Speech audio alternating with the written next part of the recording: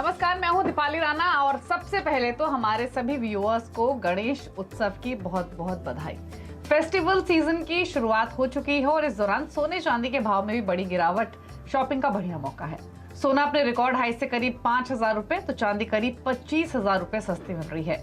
हालांकि रूस यूक्रेन जंग के बाद से डायमंड के दाम में बढ़ोतरी हुई है, लेकिन प्लैटिनम के दाम लगातार गिरे हैं। तो ऐसे में क्या ये ज्वेलरी खरीदने का सही मौका है? आज हम अपने खास शो में सोने में निवेश करें या फिर नहीं, इस पर बातचीत करेंगे और साथ ही ये भी समझेंगे कि डिमांड आ कैसी रही है, साथ ही साथ भाव को लेकर क्या व्यू बन रहा है। इन तमाम मुद्दों पर बातचीत करने के लिए हमारे साथ पोपली ग्रुप की डायरेक्टर राजीव पोपली, कामाख्या ज्वेल्स के एमडी मनोज झा, लाला जुगल किशोर ज्वेलर की डायरेक्टर तान्या रस्तोगी और गोल्ड मार्ट ज्वेलर्स के एमडी संगीता ललवानी हमारे साथ मौजूद हैं। आप सभी का स्वागत है इस खास शो में और गणेश उत्सव की ढेर सारी शुभकामनाएं आपको। तो अगर भाव की बात करें तो एक चीज तो है, सोने ने तो स्पेशली भरपूर मौका दिया है खरीदारों को कि वो आके खरीदारी करें, लेकिन सवाल ये है कि क्या एक्चुअल में बाइंग टर्नआउट हुई है। पहले तो इसी पर बातचीत कर लेते हैं, उसके बाद डायमंड्स की भी बातचीत करेंगे। तो संगीता जी, सबसे पहले तो आप बताइए, इनफैक्ट पहले तो हैप्पी फेस्टिविटीज। ये भाव जो नीचे आया है, इससे कुछ खरीदारी हो रही है, नहीं हो रही है, क्या स्थिति है फिलहाल? सभी सुनने वालों को और आप सभी पैनलिस्ट को गणेश गणपति की हार्दिक शुभकामनाएं। और कल संवत्सरी भी है, हम जैनों का बहुत बड़ा फेस्टिवल है, तो उसकी भी हार्दिक शुभकामनाएं। रही बात सोने के भाव जरूर कम हुए हैं, खरीदारी की बात कर रहे हो तो एक्चुअली सीजन अभी शुरू होगा। So far we were in the monsoons और लाइट वेट ज्वेलरी पे ज़्यादा फोकस था। अभी शादी ब्याह का सीज़न शुरू होगा, अभी फेस्टिविटीज़ का सीज़न शुरू होगा।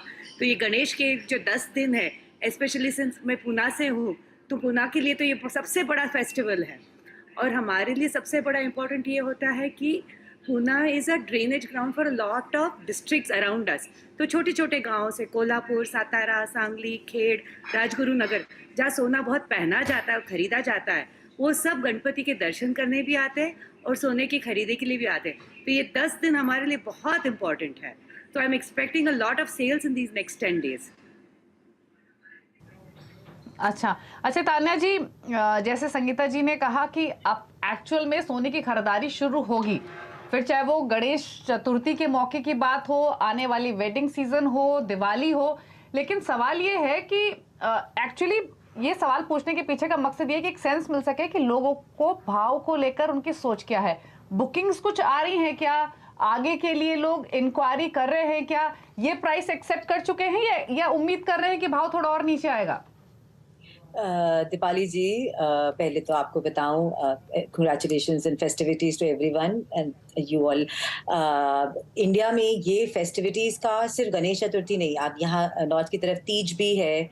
बहुत सारे जितने भी फेस्टिवल्स होते हैं वो समहाउ डेट सबके रीजन वाइज डिफरेंट है, पर ये तिथि सेम होती है। So it has all kick started, तो फेस्टिविटी स्टार्ट हो गई है। तो एक जो फेस्टिवल की वॉक इन है वो भी शुरू हो गई है। जो अभी हम लोगों को काफी लीन पीरियड हमने देखा, वो पीरियड का जो एक एंडिंग होती है, जिसको हम कहते हैं पहला स्टेप शुरू होने का, वो हमारा शुरू हो गया है, which is a very good coincidence कि हमारा रेट भी गिरा हुआ है इस समय।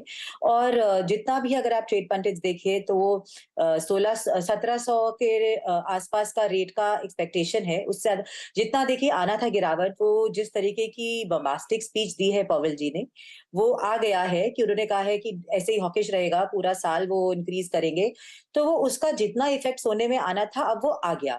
जॉब्स डेटा अच्छा आया, तो ये जरूर है कि हाँ, थोड़ा दिन बहुत ज्यादा बढ़ोतरी देखने की कोई चांस नहीं है सोने में। ये चीज अभी सोने पे ऑनगोइंग रहेगी कि यही मेंटेन रहेगा रेट, लेकिन इससे नीचे जाने का कोई रीजन नहीं।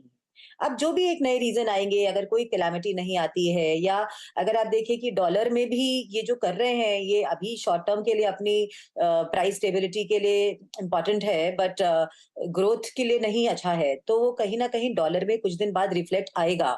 Dollar is already at its 20-year peak and it is now not going to spiral anymore, it's already reaching its peak.